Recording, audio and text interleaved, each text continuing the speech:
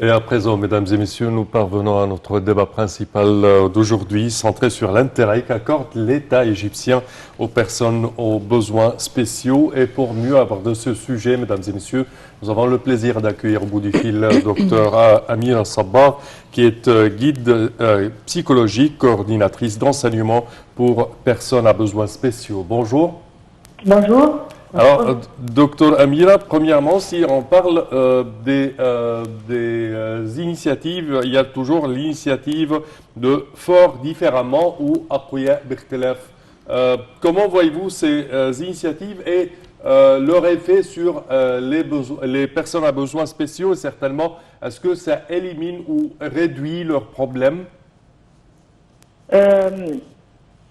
Toujours, on a le problème des besoins spéciaux, pas seulement dans notre pays, en Égypte, mais partout dans le monde.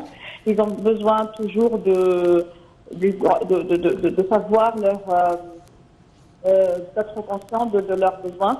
Ils ont beaucoup de besoins parce que vous savez bien que les enfants qui ont des besoins spéciaux, comme ceux qui ont des TDAH, des dyslexie, ils n'ont pas vraiment un problème, ça ne se voit pas physiquement. Ça se voit vers quand ils vont à la garderie, ils vont à l'école, le problème s'aggrave. Alors c'est pour ça qu'on a vraiment besoin d'une conscience, de savoir leurs besoins. C'est pour ça qu'on a fait cette campagne de sensibilisation pour les personnes ayant des besoins particuliers, des besoins spéciaux, pour que les gens vraiment sachent ce qu'ils ont besoin. Cette campagne, c'est le vidéo, c'est comme 3 minutes d'un film. Chaque élève, chaque enfant raconte ce qu'il a besoin, dit ce qu'il a besoin. Par exemple, j'ai de la dyslexie, j'ai besoin d'entendre la leçon. Je ne suis pas agressive, mais je veux jouer avec les enfants. Alors, chaque personne parle de ce qu'il a besoin.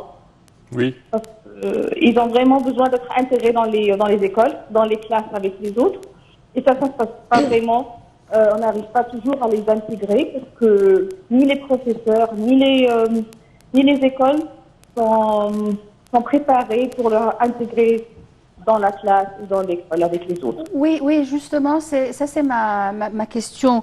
Comment vous voyez l'expérience de l'intégration de ces personnes dans les écoles et les universités avec les autres personnes normales, si on va les appeler normales, parce qu'il y avait un courant contre cette intégration, même parmi les gens qui ont des besoins spéciaux.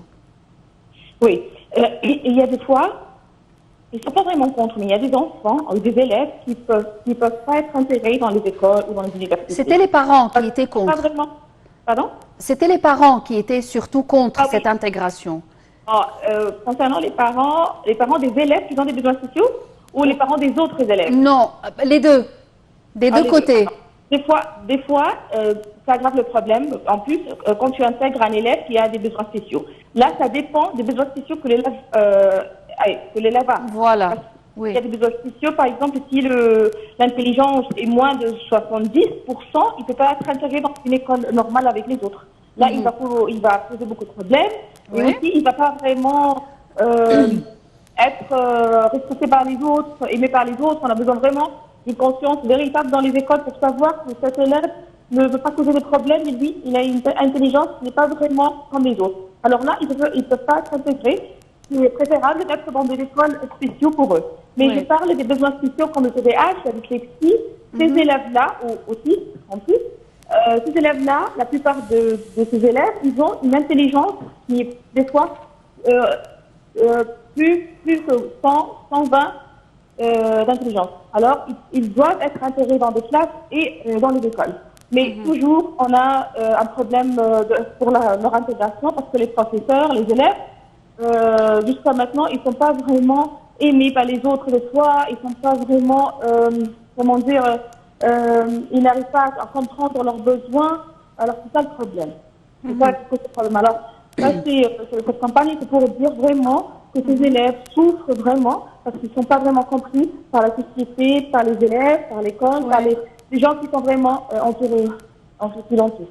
Oui. Les entourent. Oui. Docteur Amina, également, si on parle des personnes à besoins spéciaux, par exemple dans les Olympiques, les Olympiades, on parle toujours de l'équipe égyptienne paralympique qui remporte plein de médailles en or, de gloire pour l'Égypte. On avait avec nous un invité qui était un des champions paralympiques de l'Égypte. Et lorsque je lui ai demandé qu'est-ce qu'il veut, il m'a dit, il était à Londres en 2012, alors il m'a dit que c'est tellement son espoir de pouvoir marcher dans la rue égyptienne et de faire tous ses besoins sans avoir besoin de quiconque avec lui, tel qu'il a fait à Londres. Est-ce que vous pensez qu'avoir des préparatifs dans les rues pour rendre ces personnes à besoins spéciaux indépendants, c'est vraiment une demande? Il y a beaucoup d'efforts qui sont. Il y a aussi des décisions qui sont prises déjà par les ministères, différents ministères.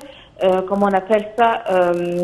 Par on appelle ça, je ne me rappelle pas de... Le ministère des Travaux publics. Mais c'était l'année dernière, ils ont pris vraiment des décisions, qu'ils vont faire des chemins spéciaux pour eux, ils vont avoir comme des bus pour des enfants qui ont des besoins spéciaux, qui peuvent pas marcher vraiment dans les rues, qui peuvent pas vraiment sur les trottoirs et tout ça, qui peuvent pas monter sur les trottoirs, ceux qui ont vraiment des besoins physiques. Alors ces enfants, ce sont pas toujours des enfants, des adultes aussi, ils ont vraiment pris des décisions il doit être mis en place aussi, mais c'est pas vraiment, on peut pas vraiment la voir, on peut pas vraiment voir ça dans les rues maintenant parce que c'est peu. Ils ont fait, je pense, dans chaque province, on veut dire au Caire, Giza, il y a deux autobus seulement. Alors ça, c'est pas vraiment quelque chose qu'on peut vraiment voir. Mais c'est pas vraiment vu, mais ils essayent toujours le ministère toujours essaye de faire des efforts, mais c'est pas vraiment vu. On peut pas vraiment le trouver chaque jour. Il y a un programme. Oui, il y a un programme qui vise à développer 60 centres dans les villages égyptiens pour fournir des services intégrés pour soutenir les personnes ayant des besoins spéciaux, ainsi que de présenter des programmes de sensibilisation à leur famille. Comment vous voyez la sensibilisation des familles importante pour que ces gens-là aient une vie normale? Je vois que c'était une très très bonne décision, une bonne initiative. Vraiment, les familles sentent qu'il y a beaucoup d'importance pour eux, pour les besoins spéciaux, pour les enfants qui ont des besoins spéciaux.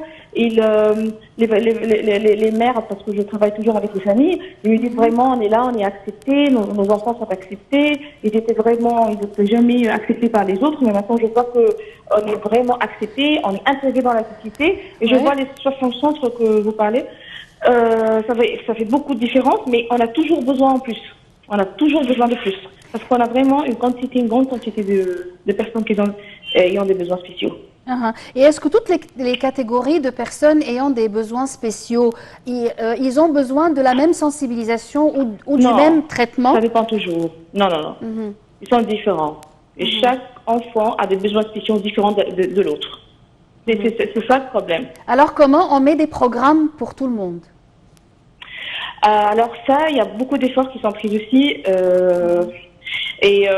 Jusqu'à maintenant, on ne peut pas vraiment faire un plan individuel pour chacun. Bien sûr. Il y a des centres privés qui font ça. Il y a aussi des efforts qui sont faits par le gouvernement. Oui. Mais on a beaucoup de personnages. On a c'est vraiment la quantité des élèves, des enfants qui ont vraiment besoin. Parce que vous savez bien que les besoins spéciaux, ils ont toujours besoin de ce genre de programme, de plan individuel, jusqu'à même pour les adultes, les grands aussi, ils ont besoin. Oui, bien Alors sûr. c'est ça le problème. C'est pas quelque chose qu'on peut offrir seulement pendant leur enfance, mais ça continue toujours. C'est pour ça que on a vraiment besoin de beaucoup d'aide, et beaucoup d'efforts, parce que ça c'est pour leur vie. Oui. Docteur Amina, dernière question. Si on vous donne le choix de choisir selon l'importance, certainement, quelle est l'initiative que tu voudrais lancer pour les personnes à besoins spéciaux, la première priorité, je dirais?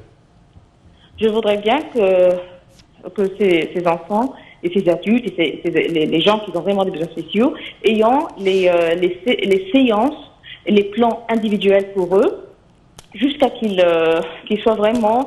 parce que les séances qu'ils ont besoin chaque semaine, 2 ou 3 séances. C'est ça qu'ils ont vraiment besoin. Alors, je souhaite toujours, moi et tous les psychologues en Égypte, on a vraiment être payés par le gouvernement. Parfait, espérons. Parce que ça coûte beaucoup d'argent pour les familles. Certes, certes. Espérons que ça se passe prochainement. Il y a beaucoup d'efforts qui sont faits dans ce plan. Parfait, Oui. docteur Amina Sabbar, au terme de cette édition. Merci beaucoup pour Je vous. tiens à Merci. vous remercier, merci à vous. Je répète que vous êtes guide psychologue et coordinatrice d'enseignement pour personnes à besoins spéciaux. Merci à vous. Chers téléspectateurs, au terme de cette édition, nous tenons à vous remercier d'avoir été des nôtres et je tiens également à remercier ma collègue Yara. Merci Sameh, merci mesdames et messieurs, merci pour toute l'équipe de ce matin et à la prochaine.